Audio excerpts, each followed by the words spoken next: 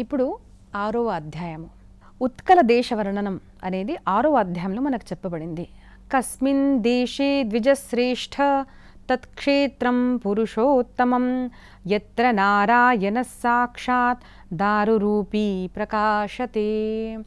అందరూ మునులందరూ అక్కడ కూర్చొని జైమిని మహర్షిని ప్రశ్నిస్తున్నారు. మన శాస్త్రం మొదటి కూడా చెప్పాను కదండి, మరీ ఇది నేను చెప్తూ ఉంటాను, వినండి. అందరూ మునులందరూ కలిసి ఒక గురువు దగ్గరికి వెళ్ళి, మననం చేసేవాడు ముని. ముని అంటే ఒక విశిష్టమైన రంగు వస్త్రాలు ధరించి, లేదంటే వాళ్ళ గడ్డం ఉన్నవాళ్ళు, చెట్టు కింద ఉన్నవాళ్ళు, అలాగా ఏమీ లేదండి.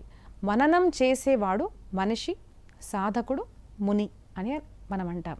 కాబట్టి ఇలాంటి జిజ్ఞాస ఉన్నవాళ్లే కదండి. ఇప్పుడు నా ముందు కూడా ఈ ప్రోగ్రామ్ ఇప్పుడు టెలికాస్ట్ అవుతుందని చాలామందికి తెలుసు.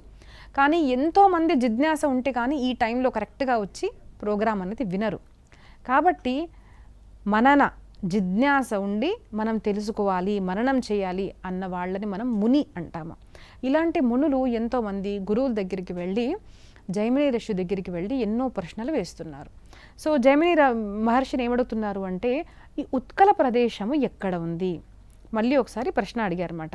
తర్వాత సాక్షాత్తు దారు రూపంలో, అంటే కాష్ఠ రూపంలో సాక్షాత్తు నారాయణుడు ఉన్నారు కదా, ఆ ఉత్కల ప్రదేశం గురించి మాకు చెప్పండి అని చెప్పిన తర్వాత జైమిని మహర్షి, ఉత్కలో నామ దేశోస్తి ఖ్యాత పరమ పావనః యత్ర తీర్థాన్యనేకాని పుణ్యాన్యతనాని చ. ఉత్కల నామ దేశము, ఉడ్ర దేశము అంటే ఒడిస్సా అనుకోండి. ఉత్కల నామ ప్రదేశము ఏదైతే ఉందో దక్షిణ సముద్ర ప్రాంతంలో వస్తుంది అన్నారు. నేను దీని గురించి ఆలోచిస్తే నాకు దక్షిణం అని ఎందుకు అన్నారు నాకు అర్థం కాలేదు. బట్ నాకు ఏదైతే భావన వచ్చిందో నేను చెప్తానండి. వీళ్ళు ఎక్కడైతే ప్రవచనం చేస్తున్నారో ఖచ్చితంగా వాళ్లకు దక్షిణ భాగంలో ఉండొచ్చు అని నేను భావిస్తున్నాను. కాబట్టి ఈ దక్షిణ సముద్రం ఎక్కడైతే ఉందో అక్కడ, ఎందుకంటే అంత సముద్రం అంటే ఒకటే అండి. భారతదేశంలో మనం ఎటు ఉన్నాము, అప్పుడు మనము నార్త్ ఈస్ట్ ఇలాగా మాట్లాడుకుంటాం. సో నాకు తెలిసి దక్షిణ సముద్ర తటము అని దానివల్ల అని ఉండొచ్చు. ఉత్కల నామ ప్రదేశము దక్షిణ సముద్ర తీరాన ఉన్నది. ఇక్కడ అనేక తీర్థాలు ఉన్నాయి, అనేక పుణ్యస్థలాలు ఉన్నాయి. అక్కడ బ్రాహ్మణులందరూ వేదజ్ఞులు, వేదాధ్యయన తత్పరుడు అని చెప్తున్నారు. ఇక్కడ ఒక మాట గమనించండి, మన భారతదేశం యొక్క ప్రాముఖ్యత ఇక్కడ ఒక చెప్తాను నేను. చాలామంది ఒక దేశము గొప్పది అంటే ఎంత సంపాదన, అంటే ఫినాన్షియల్లీ అది ఎంత డెవలప్ అవుతుంది, దాన్ని బట్టి ఒక దేశాన్ని first, second rank, third rank ఇలాగ మనము గ్రేడ్ చేస్తూ ఉంటాం. కానీ మన భారతదేశం యొక్క ప్రాముఖ్యత అది ఎంత ఆర్థికంగా గ్రో అయింది దాన్ని బట్టి కాదు. ఆర్థికంగా ఖచ్చితంగా ఉంది. మన పురాతన కాలంలో గనక మనం చూస్తే, నేను స్కూల్లో ఉన్నప్పుడు నేను చదివింది ఏంటంటే, భారతదేశంలో అందరూ పేదవారిగా ఉన్నారు. ఈ బ్రిటిషర్స్ వచ్చి మనల్ని ఉద్ధరించారు, ట్రైన్స్ వాళ్ళు స్టార్ట్ చేశారు. అసలు మోడర్నైజేషన్ అనేది మనకు అక్కడి నుంచి స్టార్ట్ అయింది. లేదంటే మనం పశువులుగా బతికే వాళ్ళము అని ఎవరైతే ఇప్పటికీ అనుకునే వాళ్ళు చాలామంది ఉన్నారు. అదొక దుర్దైవం. అయితే నేను చెప్తానండి, నేను చిన్నప్పటి నుంచి అదే నిజం అనుకునేదాన్ని. కానీ when I read Ramayan with the blessings of guru, మా గురువు గారి దయ వల్ల నేను రామాయణం ఎప్పుడైతే చదివానో ఒక దృష్టికోణం మా గురుగారు ఇచ్చారు. మీరు ఏదన్నా చదవండి, మీరు చదవండి, నే అబద్ధం అనుకుంటే మీరు ఒకసారి చదవండి. రామాయణంలో అయోధ్య నగరి ఎలా ఉంది అని మనకు చెప్పినప్పుడు, ప్రతి ఒక్క మనిషి తల మీద సువర్ణ ముకుటము ఉంది. ఏ మనిషి కూడా సువర్ణ కుండల లేకుండా లేడు. ప్రతి స్త్రీ కూడా ఎంతో ఆభరణాలు వేసుకొని ఉంది. మనం భాగవతంలో చూడండి, ద్వాపర యుగంలో ఎంతోమంది గోవులను దానం చేసినట్టు మనకు ప్రతి ఒక్క కథలో మనం చూస్తుంటాం అనమాట. అక్కడ ఆలోచించండి, ఇప్పుడు ఇంత మనం గోల్డ్ తీసుకోవాలి అంటే మనం భయపడుతుంటాం అనమాట, అమ్మో రేట్ ఎంత ఉందో అనేసి. అక్కడ చూడండి, గోవులకి కూడా సువర్ణ అలంకారాలు ధరించి దానం చేసేవారంట. అలాంటి గొప్ప దేశం మన భారతదేశం. కాబట్టి ఇక్కడ ఆర్థికంగా మనము లేము, లేదంటే జ్ఞానం ఇక్కడ లేదు అని ఎవరైతే చెప్తారో అలాంటి వాళ్ళు ఈ సోషల్ పార్ట్ ఆఫ్ మహాభారత్ లేదు అంటే మన సమాజం ఎలా ఉంది, ఎలాగ అక్కడ మనం అసలు ఎలా నివసించే వాళ్ళము. మీకు రీసెంట్గా కూడా ఇంకో మాట చెప్తానండి, డ్రైనేజ్ సిస్టమ్. ఇప్పుడు చూస్తే హైదరాబాద్లో వర్షాలు పడ్డాయంటే, నేనున్న ఏరియా అంటే కొత్తపేటలో నుంచి మనం మలక్పేటకి వెళ్తున్నానంటే అక్కడ మొత్తం ట్రాఫిక్ జామ్ అయిపోతుంది. ఎందుకంటే the drainage system is very very weak అనమాట, అస్సలు సరిగ్గా లేదు. ఇంత చదువుకొని ఇంత మోడర్న్గా ఉన్నప్పటికీ కూడా మనం ఉంటున్న ప్రాంతాల్లో మనం చూస్తున్నాము దట్ డ్రైనేజ్ సిస్టమ్ అనేది సరిగ్గా లేదు. నేను కరెక్ట్గా నాకు గుర్తులేదు కానీ ఐ థింక్ నేను యూట్యూబ్లో చూశాను ఇది. మన పూర్వీకులు ఏదైతే నిర్మించిన మన ఫోర్ట్స్ ఏవైతే ఉన్నాయో అలాంటి దగ్గర ఉన్న మీరు డ్రైనేజ్ సిస్టమ్ మీరు చూడండి, అక్కడ ఎక్కడ కూడా ఒక ఫోర్ట్లో నీళ్ళంతా జమ అయిందని మనకి ఎప్పుడు చూపించారు, ఎక్కడ కూడా ఉండదు. ఎందుకంటే the drainage system was so well qualified and so scientific that ఇప్పటికీ కూడా అక్కడ అంత నీరు వచ్చేసింది, అది పడిపోయిందని మనం ఎక్కడ చూడము. సో డ్రైనేజ్ సిస్టమ్ కూడా ఇక్కడ ఉండేది. సో మన జీవిత పద్ధతి అనేది చాలా ఉన్నతంగా ఉండేది అని మనము రామాయణం, భాగవతము, మహాభారతం చదివిన తర్వాత మనం తెలుసుకోవచ్చు అనమాట. కాబట్టి మనం పేదవాళ్ళము, అజ్ఞానులము అన్నది కాదు. మన భారతదేశంలోనే మనము భాగవతంలో కూడా వింటాం కదండి, 3వ స్కందంలో కర్దమ మహర్షి వాళ్ళిద్దరు పెళ్ళైన తర్వాత దేవహూతి మాత ఇద్దరు, అంటే మనం ఇప్పటి కాలంలో చెప్పాలంటే హనీమూన్కి వెళ్ళాలి అంటే ఎలా వెళ్ళారు? ఆయన తపస్సు ద్వారా ఒక విమానాన్ని నిర్మించారు. ఆ విమానం గురించి మీరు 3వ స్కందంలో చదవండి. ఆ విమానంలో 6 ఋతువులు ఉన్నాయి. ఆ విమానంలో స్విమ్మింగ్ పూల్ కూడా ఉంది. అంటే మన లౌకిక భాషలో నేను చెప్తున్నాను, జలాశయాలు ఉన్నాయి, ఎన్నో వృక్షాలు ఉన్నాయి, తినడానికి ప్రతి ఒక్క పదార్థము ఆ విమానంలో ఉపలబ్ధమై ఉన్నది అని చక్కగా దాని గురించి విశ్లేషించారు. సరే, కొంతమంది అనొచ్చు ఇవన్నీ కల్పనలు, ఇవి నిజం కాదు. ఇవి నిజము, ఇవి వాస్తవమే. కానీ కల్పన అనుకున్నా కూడా మన భారతదేశంలో ఎంత జ్ఞానం ఉంటే మాత్రం ఒక మనిషి అలాంటి కల్పన చేయగలుగుతారో ఆలోచించండి. దట్ ఒక విమానంలో ఇద్దరు భార్యాభర్తలు హనీమూన్కి వెళ్ళినప్పుడు, ఇప్పుడు వి మేక్ అరేంజ్మెంట్స్ అనమాట, అక్కడిక్కడ మనము బుకింగ్ చేసుకుంటాం, అవసరం లేదు. తపస్సు ద్వారా ఒక విమానాన్ని నిర్మించి ప్రతి ఒక్క ఋతువుని అక్కడ నిర్మించి అలాగా చేసింది ఎంత గొప్ప కల్పన చెప్పండి. మహాభారతంలో కూడా దుశ్శాసనుని యొక్క రూమ్ గురించి మనకు మహల్ గురించి చెప్తారన్నమాట. ఎలా ఉండేది అంటే ఆ ఒక్క రూమ్లో, తన ఒక్క మహలంలో, అంటే తన ఇంట్లో 6 ఋతువులు ఉండేవి. ఇలాగా మన భారతదేశము, మన ఇల్లు ఎలాగా ఉండేవి, మన గోడలు ఎలాగా ఉండేవి, మనం ఎట్లా చక్కగా అసలు మన జీవితం అనేది ఉండేది అని మనం చూసుకోవచ్చు. ఎప్పుడైతే విదేశీయులు ఆక్రమణ జరిగిందో, మొదట ఆక్రమణ జరిగింది మన శాస్త్రాలు మీద. కాబట్టి నేను మరీ చెప్తుంటాను, ఇప్పుడు భాగవతం, రామాయణం వింటున్నామండి, కానీ మహాభారతం వినేవాళ్ళు చాలా తక్కువ మంది. ఎందుకు అంటే మహాభారతం అంటే యుద్ధము గురించి అనుకుంటారు. బట్ మహాభారతంలో ఉన్న సీక్రెట్స్ వీళ్ళకు గనక తెలిసాయి అంటే అగైన్ వీళ్ళందరూ మళ్ళీ విజయాన్ని పొందుతారు, సక్సెస్ఫుల్ అవుతారు.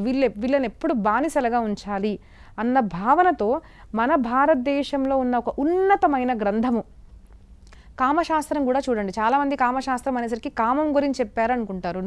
అది ఓన్లీ సెక్స్ లైఫ్ గురించి కాదు, ఒక మానసిక జీవితం ఎలాగా ఉండాలన్నది ఇలాంటి మన శాస్త్రాల్లో చెప్పే నీతి శాస్త్రము, కౌటిల్య శాస్త్రము, మహాభారతము, దాంట్లో ఎన్నో నీతి విషయాలు మనకు చెప్పారు.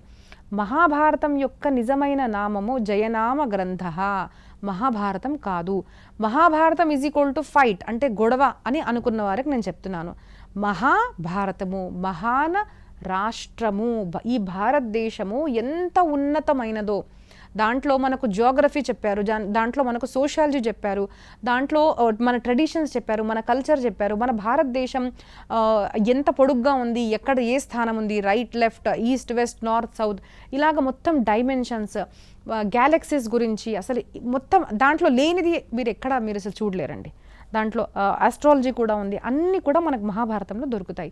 How to manage one's life, మన జీవితాన్ని మనం ఎలా మేనేజ్ చేసుకోవాలి, మన పరివారాన్ని, మన సమాజాన్ని, మన దేశాన్ని, ఒక సంస్థ పెట్టుకుంటే దాన్ని ఎలాగా మేనేజ్ చేయాలి, హౌ టు గెట్ సక్సెస్. మనం అందరూ మన జీవితంలో యశస్సు పొందాలి అనుకుంటాం, మనం ఏది చేస్తున్నా కూడా. ఆ యశస్సు పొందేటప్పుడు మనకు ఎన్నో బాధలు వస్తుంటాయి, అంటే అడ్డంకాలు వస్తుంటాయి. ఆ అడ్డంకాల్ని తొలగి వేసేసి, లేదంటే కొంతమంది అడ్డంకాలు కల్పించే వాళ్ళు వస్తారు, ఈర్ష చేసేవాళ్ళు వస్తారు, ద్వేషం చేసేవాళ్ళు వస్తారు, అడ్డంకాలు కల్పిస్తూ ఉంటారు. అప్పుడు మన జీవితంలో మనం ఎలాగా అట్లాంటి వాళ్ళని ఫేస్ చేసి మనం ముందుకు వెళ్ళాలి. Everything is there in Mahabharatam. కాబట్టి మహాభారతం వినండి, పిల్లలకి మహాభారతం వినిపించండి. ఇప్పుడు చాలామంది పెద్దవాళ్ళు మా పిల్లలు MBA చేశారండి, management courses in business management అనుకుంటున్నారు. బట్ ఎవ్రీథింగ్ మేనేజ్మెంట్ ఇప్పుడు నేర్పించనది కూడా మనకు మహాభారతంలో ఉంది అని నేను ఛాలెంజింగ్గా చెప్తున్నాను. సో స్టడీ ఇట్, ప్రాపర్గా స్టడీ చేయాలి. ఎంత పెద్ద జ్ఞానం మనం పొందాలి అనుకుంటే దానికి మనం అంత సమయాన్ని ఇవ్వాలి. ఇప్పుడు ఏమైందంటే అంత ఇన్స్టెంట్, అంత గొప్పదా అంటే చెప్పేసేయండి అంటారు. ఒక 2 మాటల్లో చెప్పేది కాదు. అది చాలా పెద్ద గ్రంథం. 1,00,000 కన్నా ఎక్కువ ఉన్న శ్లోకాల గ్రంథం అనమాట. దాన్ని చెప్పాలి, వినాలి, అనుసరించాలి. ఖచ్చితంగా ఎంత చిన్ననాటి నుంచి మహాభారతం విన్నాడో ఆ మనిషి తన జీవితంలో యశస్సు పొందుతాడు అని నేను ఛాలెంజింగ్గా మీకు చెప్తున్నాను. కాబట్టి మహాభారతం మన భారతదేశంలో ఉన్న నాలెడ్జ్ ఎక్కడ కూడా లేదు. ఎన్నో శాస్త్రాలు మనకు ఇక్కడ చెప్పబడ్డాయి. ద సైన్స్ అనమాట, science of different things, chemistry గురించి కానివ్వండి. So science is there more in our scriptures rather than వేరే మతాల్లో లేని సైన్స్ కూడా మన సనాతన ధర్మ యొక్క గ్రంథాల్లో ఉంది అని నేను ఈ ప్లాట్ఫామ్ మీద చెప్తున్నానండి. You have to study. మనకు తెలియదు, అది వేరే విషయం. కాబట్టి మన దేశము ఆర్థికంగా తక్కువ ఉన్నది అన్నది కాదు. సరే, ఆర్థికంగా కూడా ఉంది, విన్నాం కదా. మరి ఆర్థికంగా గొప్పగా ఉంటేనే ఒక మనిషి గొప్పతనమా? కాదండి. రావణాసురుడు ఆర్థికంగా గొప్పగా ఉన్నాడు, సరే పెద్ద ఇది ఉంది, కానీ ఆచరణ ఎప్పుడైతే మనిషిది మంచిగా ఉండదో, పశువత్ అంటే పశువులాగా ఎప్పుడైతే ఒక మనిషి బిహేవ్ చేస్తాడో, తన ఆచరణ అలాగా ఉంటుందో, ఆ మనిషి పూజనీయుడు కాదు. సింపుల్ కదండి. సో మన దగ్గర చరిత్రవంతులుగా మార్చే చరిత్రలు ఎక్కువగా చెప్పబడతాయి. ఒక రాజు, ఒక భక్తుడు, భక్త చరిత్ర, ధామాలు, తీర్థాలు ఎందుకు చెప్పబడ్డాయి అంటే, మనిషి మీరు చూడండి, ధర్మ, అర్థ, కామ, మోక్ష. అర్థం గురించి, కామం గురించి ఎవ్వరికి చెప్పే అవసరం లేదు. అందరికీ అంటే డిజైర్, కోరిక, ఎటువంటి కోరిక కూడా ఎలాగ కోరుకోవాలి, ఎలాగ దాన్ని ఎలాగో ఒకలాగా పూర్తి చేయాలి అన్నది చాలామందికి తెలుసు. అర్థం కూడా ఎలా సంపాదించాలి అన్నది అందరికీ తెలుసు. ఇప్పుడు నాకు తెలిసి అందరి ఇంట్లో టీవీ ఉంటుంది, ప్రతి ఒక్కరి చేతిలో ఫోన్ ఉంటుంది. సో ఆర్థికంగా కూడా ఎలాగ డెవలప్ అవ్వాలని అవసరం లేదు. ధర్మం గురించే మనం వెనకబడుతున్నాము. జీవితంలో రైటియస్నెస్, మంచిగా ఎలా ప్రవర్తించాలి అన్న దగ్గర మనం ల్యాక్ అవుతున్నాము. ఒకసారి మహారాష్ట్రలో నేను ఒక దగ్గర ప్రవచనం చెప్పడానికి నన్ను పిలిచారండి. ఇట్ వాజ్ ఆర్మీ స్కూల్ అనమాట. అయితే ఆ మొత్తం స్కూల్ అంతా చూసిన తర్వాత నేను అన్నాను, మీకు ఏ విషయం మీద కావాలండి, మీరు ఎక్కడ అంటే మీకు చెప్పాలి పిల్లలకి అంటే అని అన్నారు. ఫిజికల్ ట్రైనింగ్ తీసుకునే వాళ్ళు చాలామంది ఉన్నారు, అన్ని రకంగా నాలెడ్జ్ ఉన్న వాళ్ళు ఉన్నారు. బట్ మనకు ప్రాబ్లం ఉన్నది లాయల్టీ, దేశ ప్రేమ, దేశభక్తి, దేశం కోసం ఎందుకు జీవించాలి, నా దేశం, నా ధర్మము నా కోసం గొప్పది అన్న దగ్గర చాలామంది వీక్ అవుతున్నారు. అందుకోసం మన రిలేషన్షిప్లో కూడా చూడండి, మన నిజ జీవితంలో కూడా పెళ్లి చేసుకోవడం సులువు, కానీ పెళ్లి చేసుకున్న తర్వాత మనిషి ఎంత లాయల్గా ఉంటాడు అన్న ప్రశ్న ఇప్పుడు చాలామందికి ఉంటుందన్నమాట. సో ఎనీ రిలేషన్షిప్, మన ఫ్యామిలీ రిలేషన్షిప్స్ కానివ్వండి, వైవాహిక జీవితంలో కానివ్వండి, దేశం గురించి కానివ్వండి, సామాజికంగా కానివ్వండి, ఒక సంస్థ పెట్టిన తర్వాత కూడా చాలామందిని అపాయింట్ చేయడం చాలా ఈజీ, కానీ వాళ్ళు మనకి ఎంత లాయల్గా ఉంటారు అన్నదానికి ఒక ప్రశ్న చిహ్నం ఉంటుంది. ఎందుకంటే చాలామంది పని వాళ్ళు అందరు చెడుగా ఉంటారని కాదు, కానీ ఎంతోమంది సంస్థలో చేరే వాళ్ళే ఏదో తప్పుడు పని చేసేవాళ్ళు చాలామంది మనం చూస్తున్నాం కదండి. సో లాయల్టీ, ఆ లాయల్టీ, ధర్మబద్ధంగా ఉండడము, రైటియస్ బిహేవియర్, సమాజంలో నాకొచ్చిన జ్ఞానాన్ని, నాకొచ్చిన అర్థాన్ని, నాకొచ్చిన కామము అంటే ఒక డిజైర్ ఏదైతే ఉందో అది పరులకు మంచి చేయడానికి అని నేర్పించేది ధర్మము. కాబట్టి ఆ ధర్మం మీద ఎక్కువగా ఫోకస్ చేసిన ఏదైతే ఉందో అది మన సనాతన ధర్మశాస్త్రము. సరే, ధర్మబద్ధంగా ఉంటున్నాము, ధర్మశాస్త్రాల గురించి నేర్చుకుంటున్నాము, కానీ ఒకరోజు అందరం చనిపోతాం కదా. సో ఆర్ట్ ఆఫ్ లివింగే కాకుండా ఆర్ట్ ఆఫ్ డయింగ్ కూడా నేర్పించేది మన సనాతన ధర్మశాస్త్రము. కాబట్టి ధర్మ, అర్థ, కామ, మోక్ష, మీరు అర్థము కామము ఎంతన్నా సంపాదించని, ఏదన్నా చేయండి, ఎంత ధర్మబద్ధంగా ఉండండి, but one day you have to leave, ఒకరోజు అందరం వెళ్ళాలి. కాబట్టి అది వెళ్ళేది కూడా ఒక ప్రశాంతంగా, ఒక సెలబ్రేషన్గా ఉండాలి మన లైఫ్. చూడండి, మీరు నేను పోతే నాకు తెలియదు ఎంతమంది సెలబ్రేట్ చేసుకుంటారో, కానీ ఒక గురువు ఎప్పుడైతే శరీరాన్ని వదిలేసి వెళ్ళిపోతారో అప్పుడు అందరూ శిష్యులు వచ్చి ఏడవరు. ఒక గురువు వెళ్ళిన తర్వాత మనకు కొంచెం బాధగా ఉంటుంది మన గురువులు వెళ్ళిపోయారు అని, కానీ దాన్ని సెలబ్రేట్ చేసుకుంటారు, దాన్ని జయంతి అంటారు. ఇప్పుడు కూడా తుకారాం బీజ్, ఏకనాథ్ మహారాజ్ బీజ్, ఏ రోజైతే మీరాబాయి, తులసీదాస్జీ మహారాజ్ శరీరాన్ని వదిలేసి వెళ్ళిపోయారో, that day still we celebrate. So అలాంటి జీవితాన్ని బతుకు నువ్వు, అలాంటి జీవితాన్ని మనం ఎప్పుడైతే బతుకుతామో, సో ఇప్పుడు మనం ఎవరినైతే సెలబ్రిటీస్ అంటామో వాళ్ళు ఎంతవరకు సెలబ్రిటీస్ మీరు ఆలోచించండి. ఇప్పుడు గుర్తున్న వాళ్ళు 10 సంవత్సరాల తర్వాత గుర్తుంటారో లేదో తెలియదు. కాబట్టి the real celebrities in life are in the world are saints. ధర్మ గురువులు ఎప్పటికీ పెద్ద సెలబ్రిటీస్ అనేది మనం మర్చిపోకూడదు. ఎందుకంటే వాళ్ళ జీవితంలో ఉన్నప్పుడు కూడా నిత్యోత్సవమే, వాళ్ళు చనిపోయిన తర్వాత కూడా ఉత్సవమే. కాబట్టి ధర్మ, అర్థ, కామ, మోక్ష ఈ 4 విషయాల గురించి మనకు చెప్పింది ఏకైక ధర్మము, ధర్మశాస్త్రము. మీరు అంటే పంథం నేను అనలేదు, ఎందుకంటే ఇది ఒక సనాతన ధర్మం అనగలుగుతాను. ఆ సనాతన ధర్మంలో మాత్రమే మనకు చెప్పబడింది. మిగతాది తర్వాయి భాగంలో విందామండి. జయ జగన్నాథ.